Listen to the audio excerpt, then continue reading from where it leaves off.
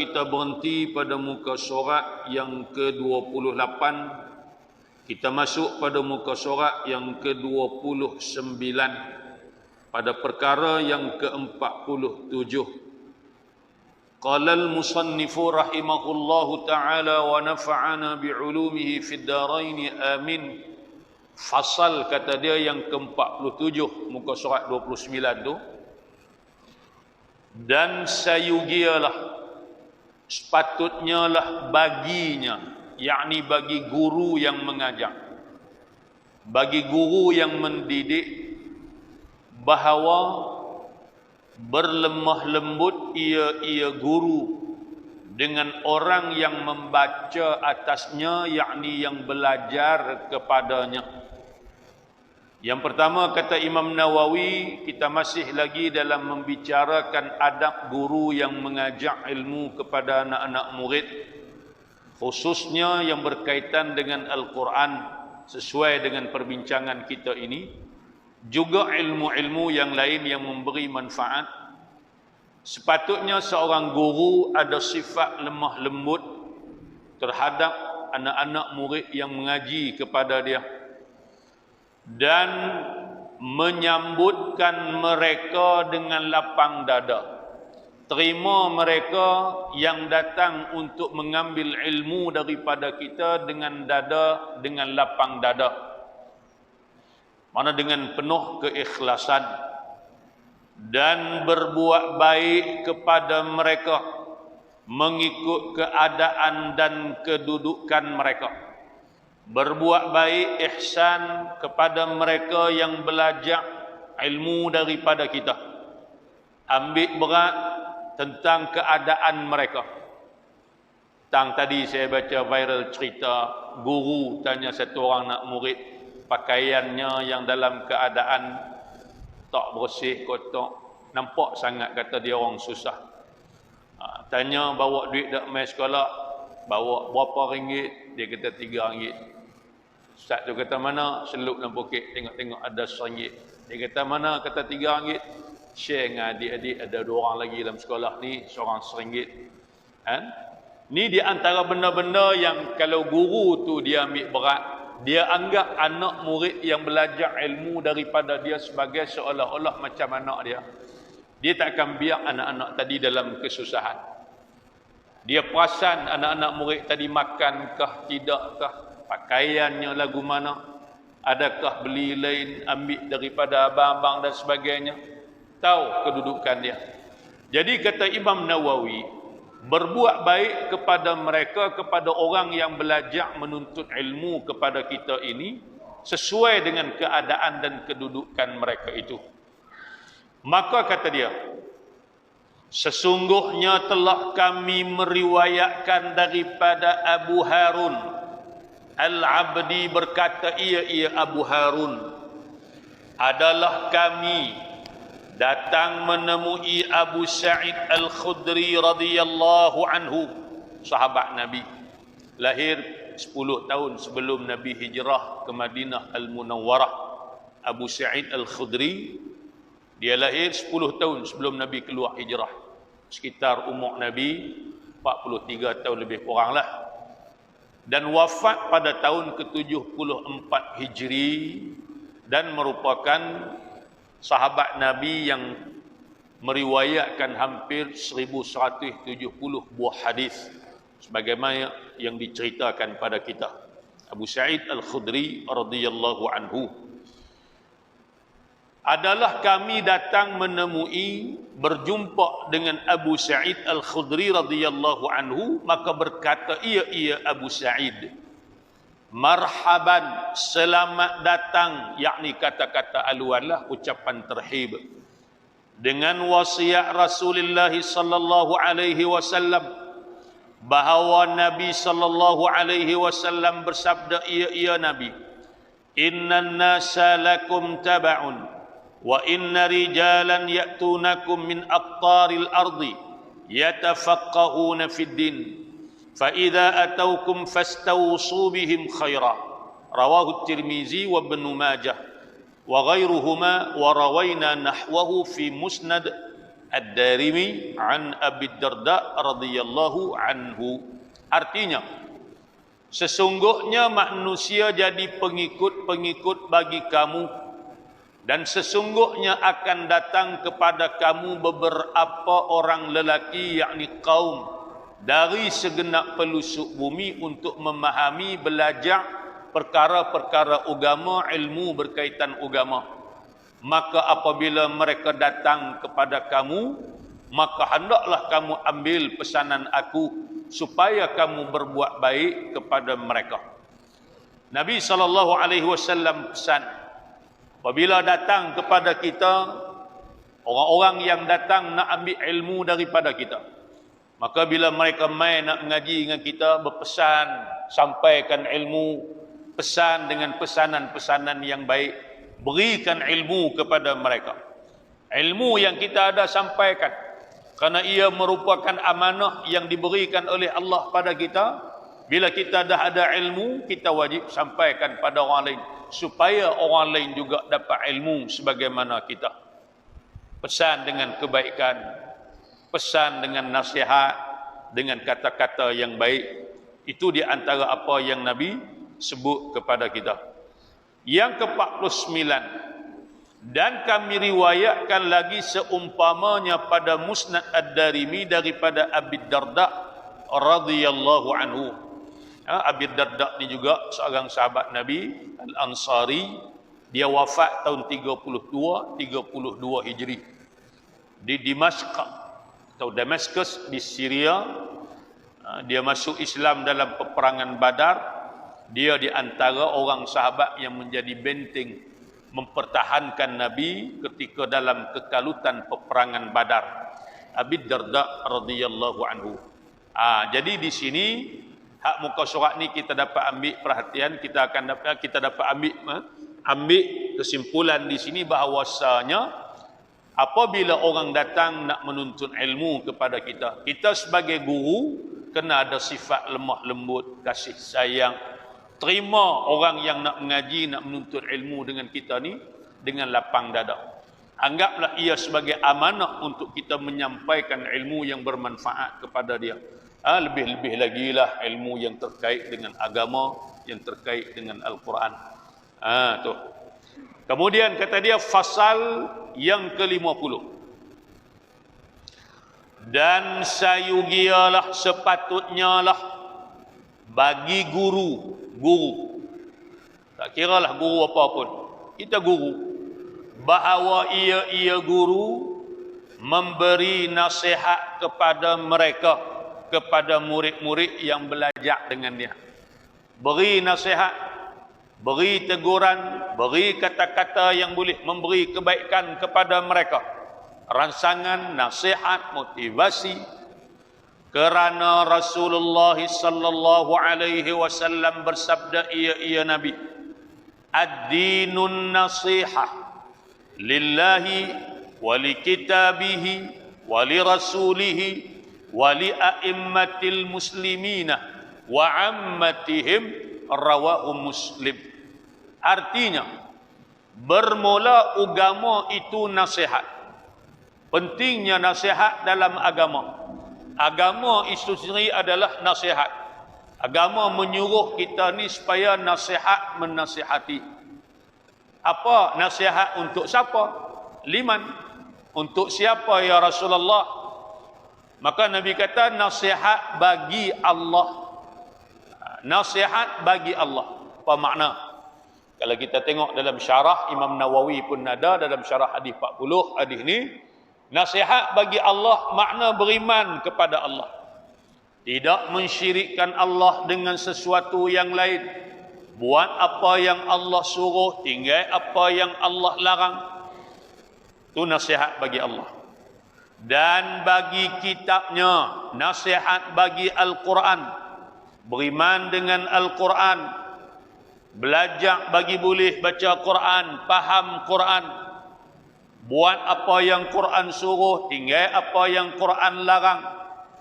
Muliakan Al-Quran, muliakan Ahlul Quran. Ini di antara makna nasihat untuk kitabnya, yakni Al-Quran.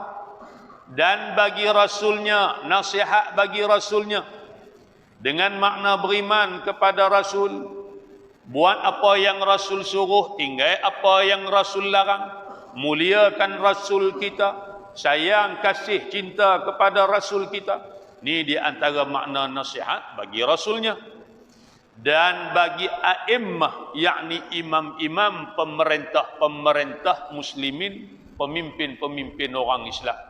Nasihat kepada pemimpin. Walaupun dia ketua, dia pemimpin, dia orang nombor satu, dia akan ada salah, akan ada silap. Kita sebagai rakyat jelata wajib tegur, menegur, menasihati. Benda yang dia buat salah, perbetulkan dia. Sebagaimana kita tengok sejarah pimpinan khalifah-khalifah yang terdahulu. Sayyidina Umar ibn al-Khattab dalam ucapan dia sebut kepada kita, kalau aku betul duduk atas landasan hak elok, hampa sebagai rakyat wajib taat padaku. Tapi kalau nampak aku tak betul, ada salah, ada silap, tolong tegur, tolong perbetul aku. Bangkit satu orang laki-laki, wahai Umar, kalau kamu tak betul, pedang ni nanti akan perbetulkan kamu. Alhamdulillah, kata Sayyidina Umar, ada lagi di kalangan umat Muhammad yang berani tegur Umar dengan pedang. Maknanya berani mempertahankan kebenaran. Wajib kita tegur. Bukan kita biar saja dalam keadaan pemimpin tadi salah, tak betul, maka menyebabkan akibat dia tanggung. Kita pun akan sama menanggung daripada akibat tadi ni.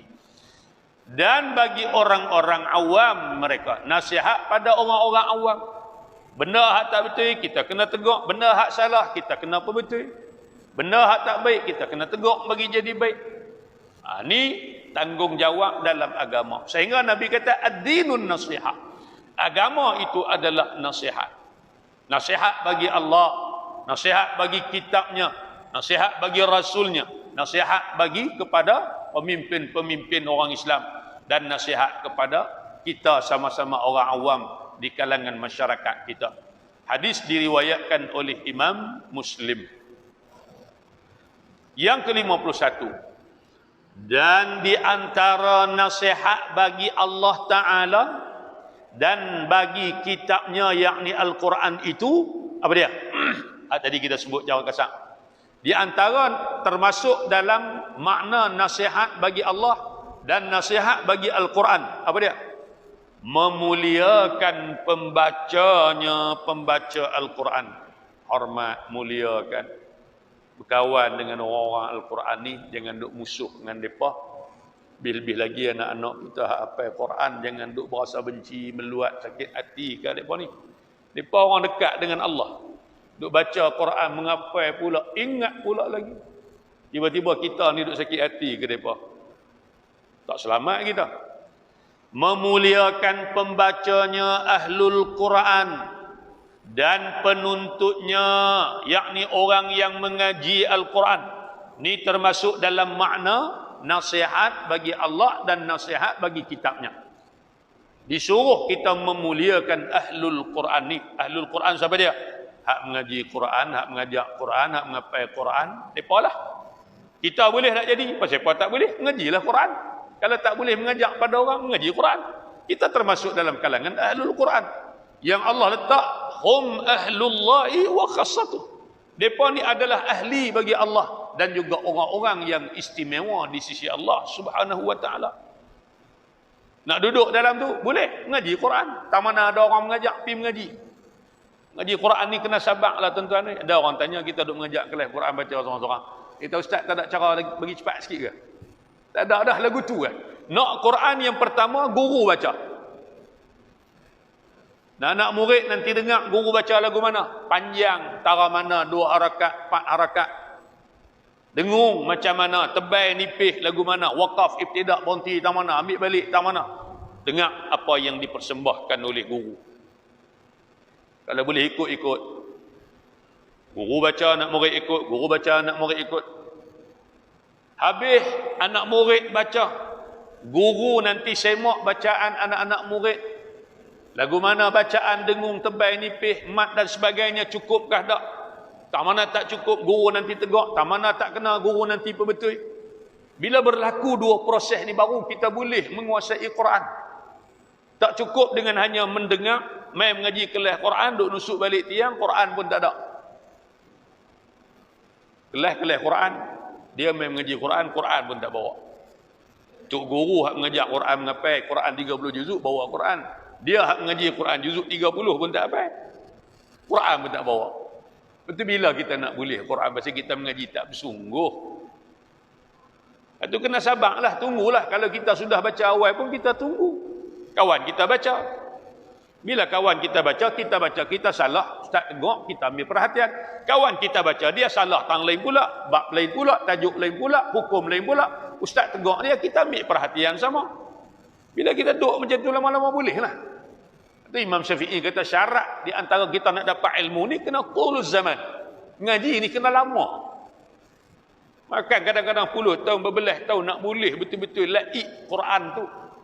Kalau dekat mengaji, kelas pun sebulan sekali, itu tak campur hak kita tak main, hak guru tak main. Lambat boleh lah tuan-tuan ni. Lepas tu kena sabar mengaji Quran ni. Jangan duk seronok nak mengaji hak segera aja. Lah ni banyak daripada jual dalam Facebook Quran yang ada tulisan Rumi. Ulama dah bahas dah, tak boleh, haram hukumnya. Pasal tak boleh baca dengan betul. Kementerian Dalam Negeri melalui Lajnah Tashih Al-Quran pun tak memberi kelulusan kepada Al-Quran yang ada tulisan Rumi ni. Bila banyak duk jual online lah ni. Salah tu. Dari segi undang-undang kita pun salah. Dari segi hukum pun salah. Kalau tuan-tuan baca Quran kod Rumi sampai kiamat pun tak betul. Pasal tidak ada huruf yang boleh menyamai, menggantikan huruf-huruf Arab. Huruf Arab ni kita mengaji ada makhraj, ada sifat dia. Alif, ba, ta, keluar daripada mana, dua bibir mulut dirapatkan, ada sifat dia, qalqalah dan sebagainya. ABC, mana ada sifat, mana ada huruf. Cikgu kita mengajak di sekolah rendah daripada tadika sampai sekolah rendah, mana ada cikgu mengajak B, makhraj B, dua bibir mulut yang dirapatkan, B ada sifat qalqalah, mana ada. Mengaji A, B, C, D, E, F, G, lagu tu lah. Lepas tu bila tulis Quran kod Rumi, Bismillahirrahmanirrahim, Alhamdulillahirabbil alamin, Ar-Rahmanir, bolehlah baca tapi tak betul nak buat apa. Tak sampai matlamat dia. Kita tak jaga hak-hak Quran tadi ni. Sebab tu penting mengaji biar berguru. Bukan takat semangat nak bagi boleh. Dia kata selama ni aku tak boleh baca Quran. Tapi bila ada Quran Rumi ni aku boleh baca dah. Boleh baca tak betul nak buat apa, berdosa lagi. Tu nak mengajak hukum tajwid takkan abang N jumpa dengan T. Hukum dia ikhfa. Tak ke pening je. Dengung dua harakat. Panjang pendek. Tak boleh. Tak ada alasan yang nak membolehkan. Ulama dah bahas benda ni dah. Dia orang menega ni kalau kita tegak, dia buat tak arti ya. Jangan duk menega, jangan duk jual benda-benda lagu tu. Tak boleh. Beli Quran yang nak beli Quran tengok muka surat depan, muka surat belakang. Ada cok KDN Lajnah Tashih beli. Kalau tak ada tu makna ada masalah lah tu. Dia jual secara tak betul lah. Secara illegal melalui online. Banyakkan masuk daripada Indonesia. Masuk mai. Kita pun tak tahu lagu mana boleh tembus mai. Boleh melepasi sempadan sampai dijual dengan begitu banyak dalam negara kita hari ini. Baik. Ni hormat pada ahlul Quran. Jangan duk musuh dengan orang Quran ni. Lebih-lebih lagi anak-anak kita. Kalau anak-anak hatta akil balik lagi ni. Puak ni bukan ada dosa. Mengapai Quran pula. Buat baik kan mereka? Ada duit lekah sikit. Beri ke mereka makan. Beda daripada duduk di asrama mengapai Quran. Kita tak ada anak-anak apai Quran. Lah pencen dah. Duit pencen pun tak nak makan dah. Kita dengan bini kita aja di rumah. Cari anak-anak angkat seorang yang duduk mana-mana ma'at tafiz swasta. Pergi tanya mereka pengurusan yuran berapa duit. Sebulan 200, 200 setengah. Tak apa budak ni saya sponsor dia. 3 tahun, 4 tahun dia mengaji yuran dia saya bayar. Jadikan dia sebagai anak angkat kita. Dia hafal Quran 200 setengah kita duk bayar tiap-tiap bulan. Duit tadi ni dia makan, dia minum. Dengan duit kita tadi ni beri tenaga pada dia. Dia boleh duk menghafal Quran 3 tahun, 4 tahun. Pahala ya Allah.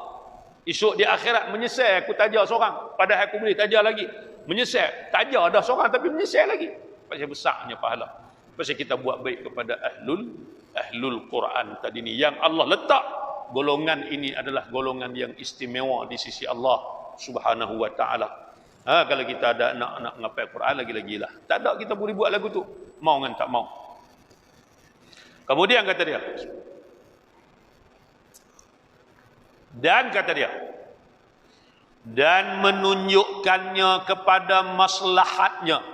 Yakni menunjukkan kepada ahlul Quran inilah anak-anak kita mengaji Quran ni. Tunjuk ajak kepada dia. Kepada maslahat makna benda-benda yang memberi kebaikan pada dia. Ajak kepada dia kebaikan. Maslahat makna barang perkara yang mendatangkan kebaikan padanya. Makna beri benda-benda yang boleh mendatangkan manfaat pada dia dunia dan juga akhirat. Kalau kita tak boleh nak mengajak Quran ke dia, kita boleh mengajak bab-bab pertukangan, kita reti perbaik enjin motor ke apa-apa. Boleh kita ajak pada dia. Kan? Tuan-tuan pergi ziarah pondok Ustaz Muttalib Ma'ruf di Kubang Semang kan. Di Yayasan An-Nahdah. Pergi tengok sekali dia mana dia buat. Apa yang Quran mengaji kitab. Siap dengan boleh perbaik motor, menega dalam tu semua dah. Anak-anak tu kalau keluar tak kerja dengan kerajaan pun mereka boleh dah. Berdikari, buat bisnes sendiri, menega dan sebagainya. Bagaimana dia membina satu legasi yang begitu hebat. Jadi kita boleh ajak anak. Kita ada ilmu. Ilmu kita bukan ilmu agama, bukan ilmu Quran, bukan ilmu tauhid, tapi kita boleh mengajak apa? Boleh mengajak jahit baju. Beri khidmat pada anak-anak Quran ni. Depa hafal Quran esok habis, depa jadi buka kedai jahit baju dan sebagainya, ahlul Quran. Juga ilmu yang bermanfaat. Ini kata Imam Nawawi ni. Beri tunjuk ajak pada mereka ilmu yang boleh mendatangkan kebaikan pada mereka dunia dan akhirat. Ilmu IT, komputer dan sebagainya. Apa-apa jua yang memberi manfaat. Dan berlemah lembut dengannya dengan ahlul Quran. Baiklah. Jangan duk jerkah, jangan duk tengking, jangan duk maki hamun mereka, jangan duk benci mereka. Kita sedih juga kadang-kadang bila kita ada pihak yang bermusuh dengan budak-budak tahfiz ni. Bila-bila lagi duk di swasta ni, mereka bukan sempurna kedudukan mereka, tuan-tuan ni. Harap yuran 200-250 sebulan tu pun kadang-kadang tak bayar beramai. Itulah nak makan minum mereka, bayar guru mereka, maintenance mereka, overhead mereka. Jadi kalau kita sebagai pihak yang berkuasa kerajaan tak bantu bagi dia sempurna, bahkan kita pergi ambil tindakan lagi bila dia nak sempurna, tolonglah. Dengan berkat mereka duk mengaji Quran, duk mengapai Quran ni, kita tumpang rahmat Allah turun untuk mereka, kita pun dapat kempiah sama. Kena ada sifat lemah lembut, kasih sayang dengan mereka ni.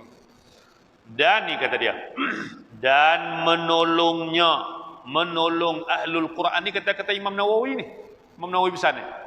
Menolong ahlul Quran ni, orang yang mengaji Quran ni, atas pengajiannya sekadar mungkin. Untuk dia mengaji, yuran dia ke, serama dia ke, makan minum dia ke, hak kita boleh tolong sekadar mungkin. Beri pertolongan kepada dia. Dekat mana kita mampu beri? Menjinak hati penuntut itu. Dan hendaklah bermurah hati dan bertolak ansur dalam pengajarannya serta berlemah lembut dengannya dan memberi semangat perangsang kepadanya supaya ia rajin belajar. Ini di antara makna nasihat yang Nabi sebut dalam hadis, nasihat untuk Allah dan untuk kitabnya. Luahnya Imam Nawawi hurai di sini.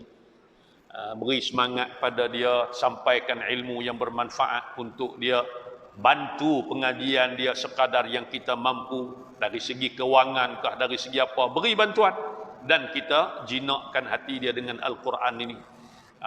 Kemudian kata dia yang ke-52, dan sayugialah sepatutnya lah guru itu, kita sebagai guru, selalu memberi ingatan kepadanya, kepada murid, tentang kelebihan atas demikian, cerita tentang kelebihan ilmu, cerita tentang kelebihan Al-Quran.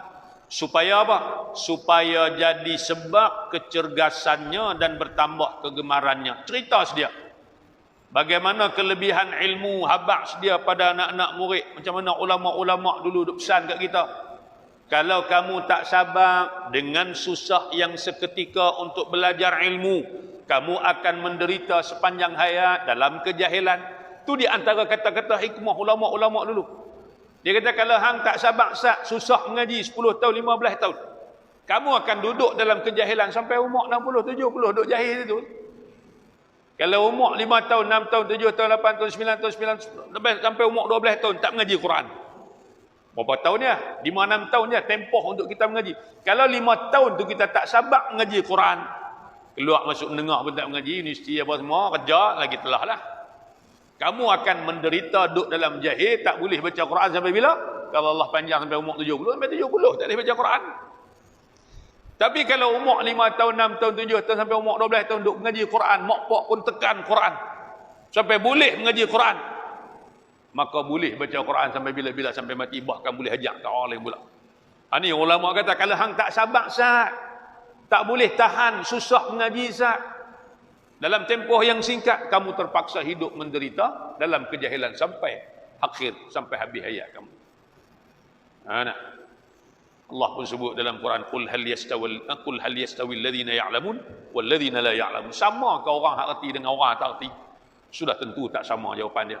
Orang yang ada ilmu dengan tak ada ilmu, sudah tentu tak sama keadaannya. Ini di antara kata-kata hikmah yang patut kita beri pada anak-anak murid kita. Menuntut ilmu ini satu benda yang fardu wajib. Siapa yang kita nak dunia, Nabi kata, bagaimana disebut pada kita siapa yang nak dunia, kena ada ilmu, nak akhirat kena ada ilmu, nak kedua-dua pun kena ada ilmu. Jadi benda-benda ni bila kita beri pada anak-anak murid, dia menjadi perangsang untuk memberi kepada dia gemak lagi dengan ilmu. Kita mengaji lupa lagu tu lah, tok guru duk sebut. Ngajak dia selit, ngajak dia selit. Nak cerita tentang kelebihan ilmu tadi ni. Mulianya ilmu ni kita boleh tengok, kata ulama tak payah. Sampai orang hak jahil pun dia mengaku dia ada ilmu. Betul tak? Dia tak erti pun, dia kata erti. Dia tak boleh pun, dia kata boleh.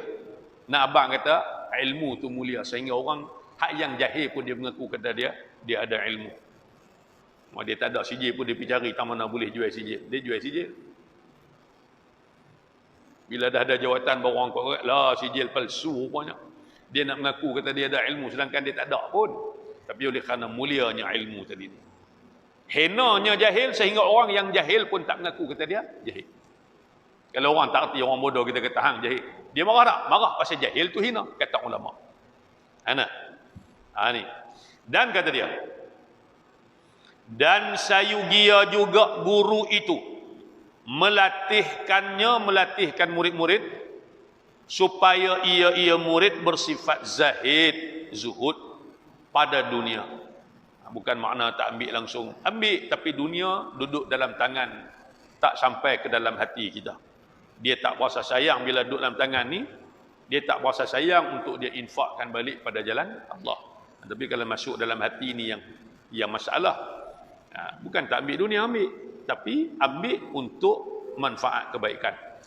Dan memalingkannya daripada cenderung hati kepadanya kepada dunia dan terperangkap dengan tipu dayanya. Guru kena beri nasihat, tunjuk ajak pada anak-anak murid supaya anak-anak murid ni tidak tertipu dengan dunia.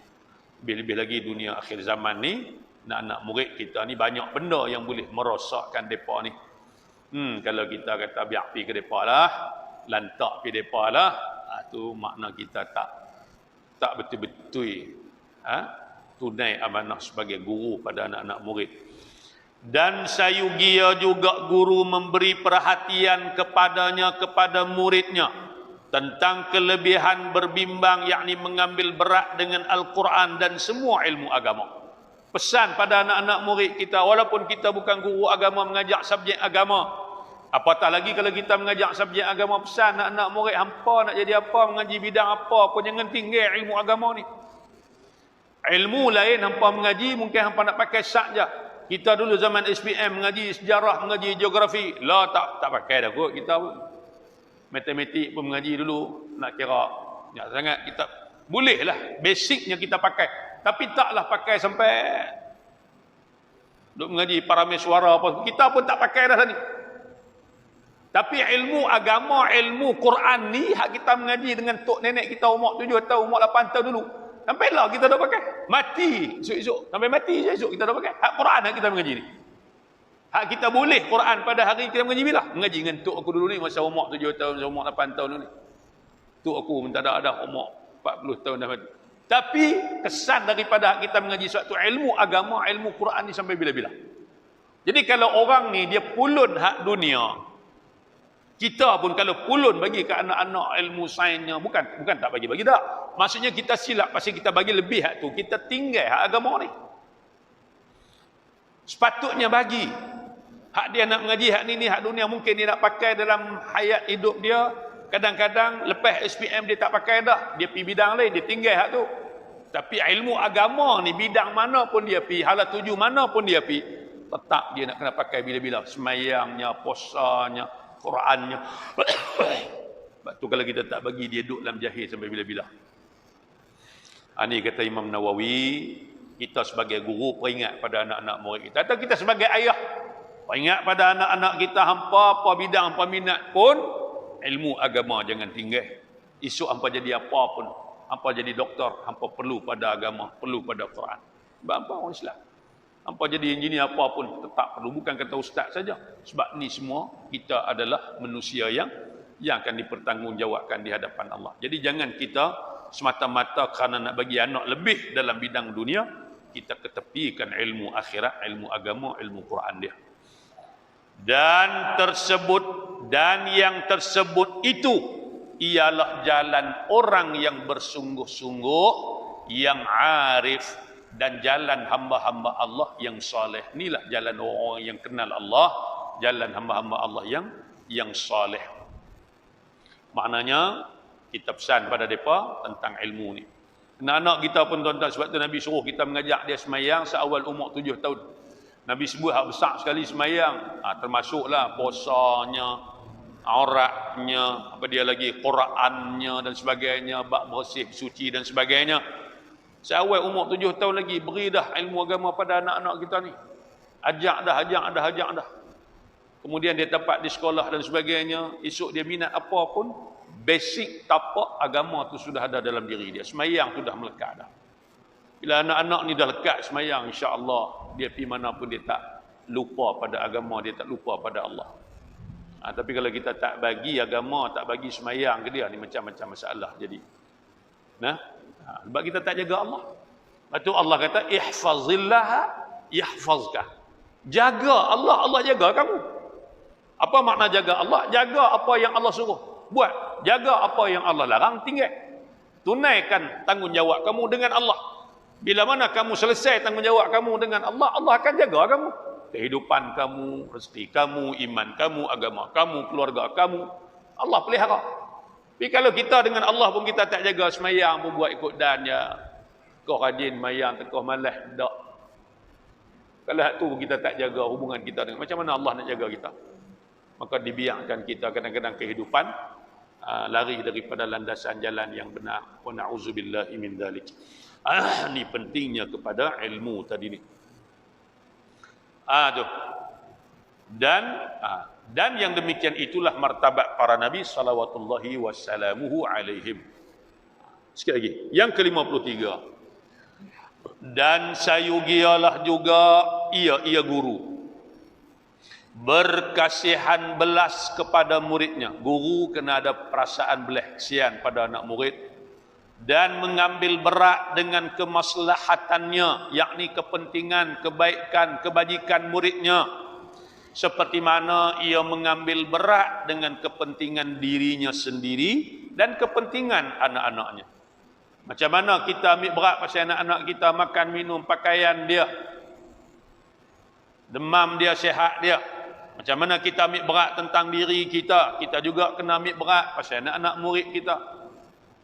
Makan, minum dia, time rehat tengok dia pergi makan ke tak. Kadang-kadang tak pergi makan pasal apa? Bukan tak lapar. Duit tak ada, pasal apa tak ada duit? Pak tak bagi, pasal apa pak tak bagi? Pak orang susah. Hak ni benda-benda yang kita nak kena tengok. Kalau kita seorang tak boleh tolong, pakat tolong cari kawan-kawan yang kita boleh bantu dan kita boleh tolong bersama. Ambil berat. Ni disuruh kita ni. Ambil berat. Macam mana kita ni tak mau anak-anak kita lapar, kita juga tak mau anak-anak murid kita pun lapar. Macam mana kita tak mau anak-anak kita ni jahil, kita juga tak mau kejahilan itu menimpa atas anak-anak murid kita. Macam mana kita nak anak-anak kita ni berjaya, kita juga nak anak-anak murid kita lain ni berjaya. Jangan kita buat berlepas tangan. Aku ajak-ajak dah, apa nak faham-faham. Tak berjaya pun mampu hidup. Kalau ada gitu, makna kita ni tak ada sikap tanggungjawab sebagai guru yang mendidik pada anak-anak murid ni. Dan menjadikan murid-muridnya itu setaraf macam dengan anak-anaknya pada segi kasihan belah. Kasihan belah. Dia susah tengok anak-anak murid kita tak makan. Berasa macam anak-anak kita tak makan. Anak. Aduh, bila ada hak ni tuan-tuan, pakak-pakak ambil berat anak-anak murid kita. InsyaAllah tak ada yang akan ketinggalan. Dan mengambil berat dengan kepentingan mereka, kepentingan anak murid, dan bersabar di atas kekasaran mereka dan buruk perangai mereka terhadap engkau. Sabar. Budak-budak baru belajar.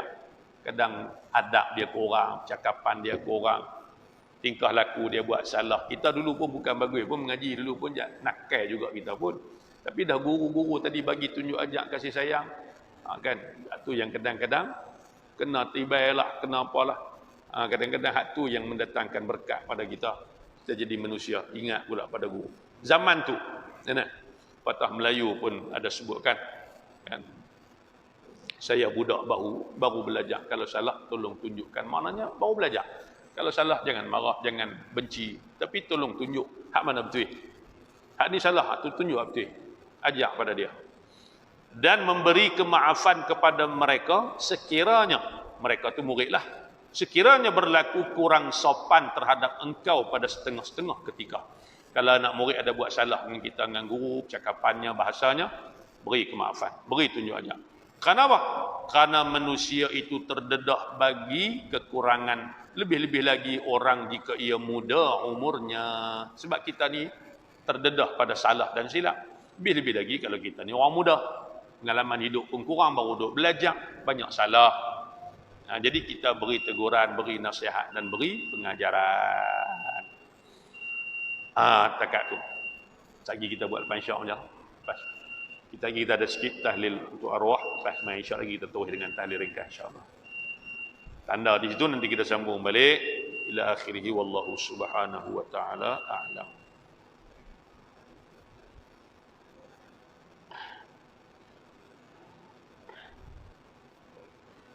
Bismillahirrahmanirrahim. Alhamdulillahirabbil alamin wassalatu wassalamu ala asyrafil anbiya'i wal mursalin wa ala alihi wa sahbihi ajma'in. Allahumma arhamna bil Qur'an waj'alhu lana imaman wa nuran wa hudan wa rahmah. Allahumma dhakkirna minhu ma nusina wa 'allimna minhu ma jahilna warzuqna tilawatahu ana al-laili wa atraf an-nahar waj'alhu lana hujjatan ya rabbal alamin. Allahumma inna na'udzubika min 'ilmin la yanfa' ومن قلب لا يخشع ومن عمل لا يرفع ومن دعاء لا يسمع.